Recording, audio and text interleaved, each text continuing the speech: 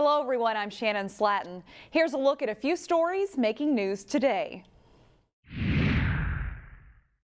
A popular Robbinsdale restaurant that had to delay the big grand opening of its brand new space due to COVID-19 is finally ready to accept customers. It's really nice to feel the connection with the food again and the connection with the people, even though there are barriers that are necessary because of COVID. I feel like those barriers kind of wash away with the environment that we've created up here. It just feels really nice. Travail Kitchen and Amusements started welcoming customers to its rooftop patio on West Broadway on July 16th. Travail was supposed to open the week of March 16th, but the COVID-19 pandemic and the restrictions put in place by the governor put those plans on hold. Now, 4 months later, the restaurant is set up to allow customers into an open-air environment that allows for social distancing.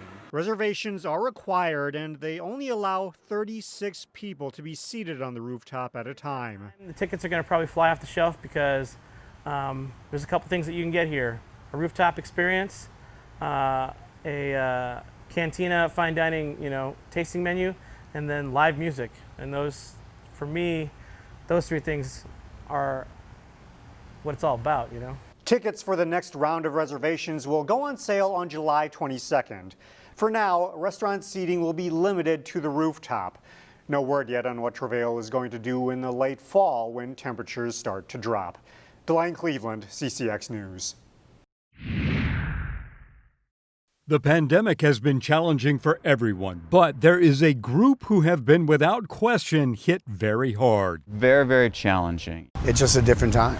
It's a different time. In mid-March, suddenly the kibosh was on everything. I'm bringing magic card in my teeth. Are you ready? David Farr is a professional magician. He's been doing it all his life, and he's good at it. Normally, there are a lot of grad parties, corporate events, and private parties. But with the call for social distancing and limiting even small gatherings, David has seen business plummet. Normally at this time, the last few months, I would have normally had about probably 40 events that I would have done, and so far in the last few months, I've had 2 live events. So it's been obviously a drastic reduction in revenue for what we normally would have at this time of year. Todd Anderson is the man of 1,000 voices, Elvis being his biggest draw. He normally plays senior living complexes, RV parks, and does smaller, intimate shows. He's down to less than half of the income that I normally make at this time of year. Mick Sterling is used to playing in front of even bigger audiences across the Midwest. I would say it's probably 70% less, between 60 and 70. Creativity and improvisation have been keys to garnering what business is left to be had. I have a sound system that is actually portable, and I can hook up a power inverter to a battery and power my speakers. Since then, I've added the FM transmitter. They can stay in their room or in the building with the FM stereo tuned to my station. Home studios are innovative, but virtual shows aren't the same thing as in-person entertainment. Crooners and Fridley stays in business presenting live entertainment. They're one of the lucky ones. With a parking lot, they can turn into an outdoor concert venue, parking patrons much like a drive-in movie. Many of the venues I perform at, for example, Bachelor Farmer is a restaurant downtown Minneapolis in the North Loop. And last year alone, I had 5 events there, 5 rather large corporate events, big paying events.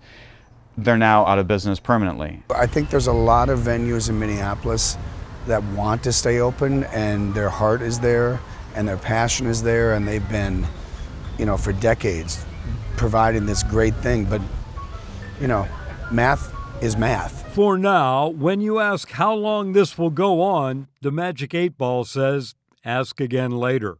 Things are starting to open up a little bit now. Whether that translates to, the September, October, November, December, we're kind of still obviously in the future, we'll see. But it's not going to be the same year that I was, along with everybody else, that they were thinking they had. There's a spike in pet adoption due to more people being at home. But animal rescue services are having a hard time keeping up with all the expenses that come with the demand.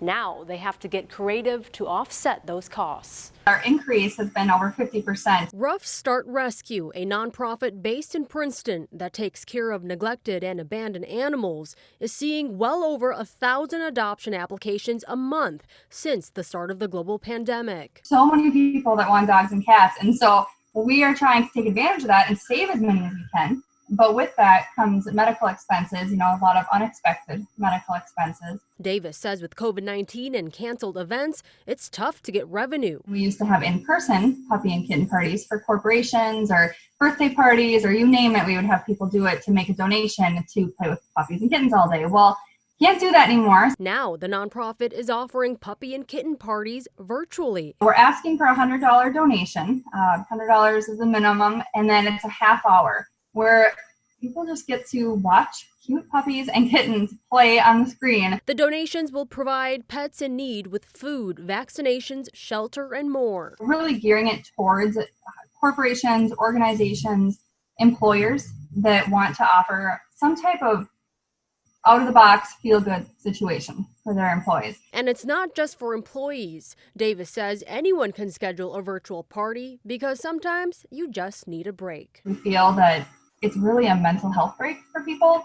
It's something that, reduces stress. It brings joy to their life, to their work day, and it's something different. We'll have more information on how to schedule your virtual puppy or kitten parties on our website, ccxmedia.org.